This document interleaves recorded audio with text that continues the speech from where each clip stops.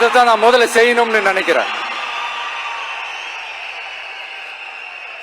தமிழ்நாட்டை பொறுத்த வரைக்கும் இப்போ யாரையாவது போய் ஏதாவது சந்திக்கணும் அப்படின்னா இந்த மூஞ்ச மூடிக்கிட்டு போய் சந்திக்கிறதோ, என்ன இந்த மறைமுகமா உங்களுக்கு தெரியாம போய் சந்திக்கிறதோ அப்படியெல்லாம் நான் செய்ய மாட்டேன்.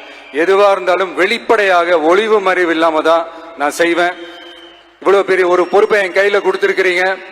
அதே நேரத்தில் எனக்கு கொஞ்சம் அவகாசமும் நீங்க கொடுக்கணும்னு நான் ரிக்வெஸ்ட் பண்ணி கேட்டுக்கிறேன். நான் சொன்னதையெல்லாம் படிப்படியா நிறைவேற்ற நான் ட்ரை பண்ணுவேன், நிறைவேற்றுவேன். அதே நேரத்தில் எனக்கு கொஞ்சம் அவகாசம் கொடுத்தீங்கன்னா எனக்கு கொஞ்சம் உதவியாகவும் ஒத்துழைப்பாகவும் இருக்கும். இது உங்களுடைய ஆட்சி. பெண்கள் பாதுகாப்பை ரொம்ப ஸ்ட்ரிக்டா வச்சிருப்பேன்.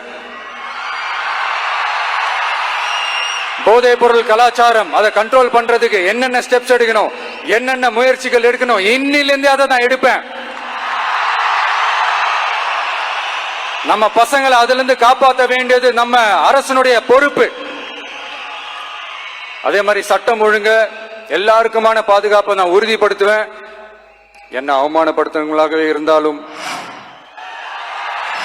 என்ன கஷ்டப்படுத்துறவங்களாகவே இருந்தாலும் அவங்களும் என் மக்கள் தானே.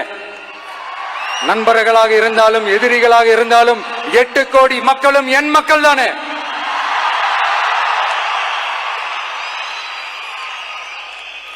அது மாதிரி இந்த அடிப்படை விஷயங்கள், கல்வி, ரேஷன், மருத்துவம், குடிநீர், சாலை வசதி, பஸ் வசதி, இந்த மாதிரி விஷயங்கள்ல தான் என்னுடைய முழு முதல் கவனம் செலுத்தணும்னு எனக்கு தோணுது.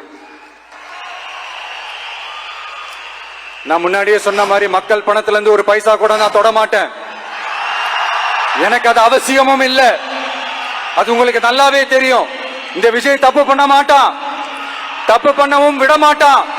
அது யாராக இருந்தாலும் சரி, என்னோட கவர்மெண்ட்ல என் கூடவே இருக்கிறவங்களாகவும் சரி விட மாட்டான்.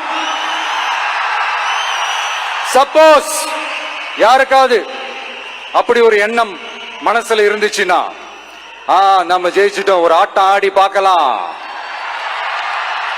அப்படின்ற எண்ணம் யாருக்காவது இருந்துச்சுன்னா இப்பவே இந்த நிமிஷமே அதை எரேஸ் பண்ணிருங்க.